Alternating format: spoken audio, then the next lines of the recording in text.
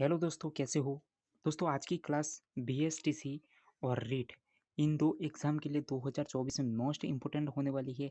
और राजस्थान के जितने भी एग्ज़ाम होते हैं उन सभी के लिए है वो मोस्ट इम्पोर्टेंट होगी। ठीक है, यहाँ पर दो शासक है अपने बीकानेर के राठौड़ वंश के।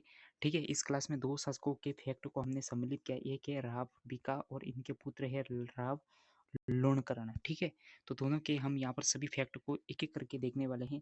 तो बीकानेर का प्राचीन नाम जांगल प्रदेश। ठीक है, ये दोस्तों जो फैक्ट है ये राव बीका के संदर्भ में है। ठीक है, तो बीकानेर का प्राचीन नाम जांगल प्रदेश और राजधानी अहिसत्रपुर।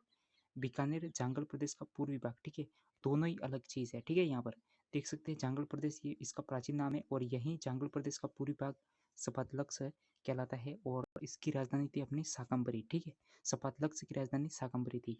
बीकानेर राठौड़ों की कुल देवी कौन सी है? बीकानेर राठौड़ों की कुल देवी है करणी माता। बीकानेर राठौड़ों की कुल देवी करणी माता।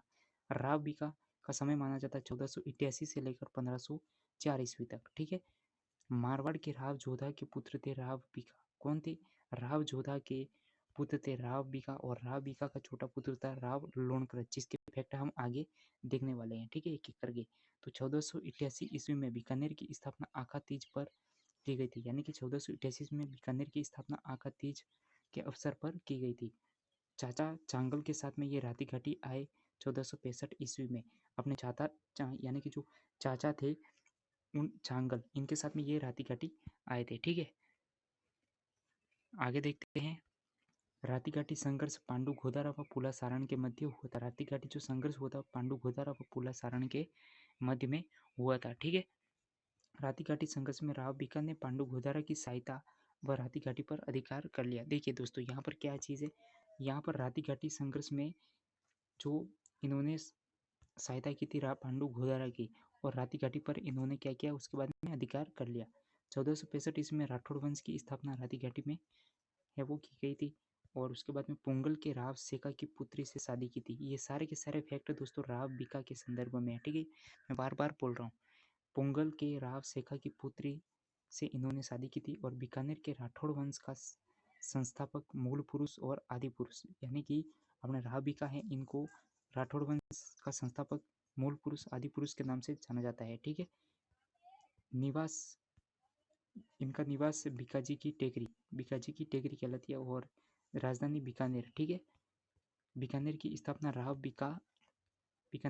राव बीका व नेरा आठ ने की थी। देखिए, ये जो बीकानेर है, बीकानेर के जो ये पीछे नेर लग रहा है, ठीक है, ये नेर लग रहा है, ये अपने नेर आठ का नाम है। ठीक है, नेर आठ का नाम है। ठीक है, बीकानेर के ये जो पीछे है, ठीक है, नेर आठ। राव बीका ने सर्वप्रथम कोडम देसर को अपनी राजधानी बनाई थी। राव बीका ने सर्वप्रथम कोडम देसर को अपनी राजधानी बनाई थी। ठीक है, अब आगे इनका जो पुत्र है उसका नाम है राव लोणकरण, जो कि छोटा पुत्र है। 1505 से 1526 ईस्वी तक शासन इसका रहा था दोस्तों। ठीक है, तो राव बीका का ये छोटा पुत्र माना जाता है अपना राव लोणकरण। ठीक है, तो उपनाम इसका कलयुग का कर्ण राव जैचिरो छंद बिट्टू सुजा द्वारा रचित है। राव जैचिरो छंद में इनको कलयुग का कर्ण बताया गया है। ठीक है, निर्माण लोणकरण सर झील। ठीक है, इन्होंने क्या काम किया?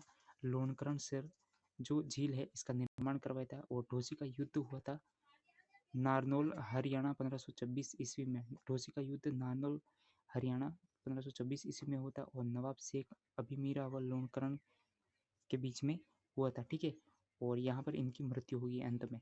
तो दोस्तों, आपको ये क्लास कैसी लगी दो शासकों को लेकर हमें कमेंट सेक्शन में जरूर बताओ। चैनल पर नए, चैनल को सब्सक्राइब जरूर कर देना।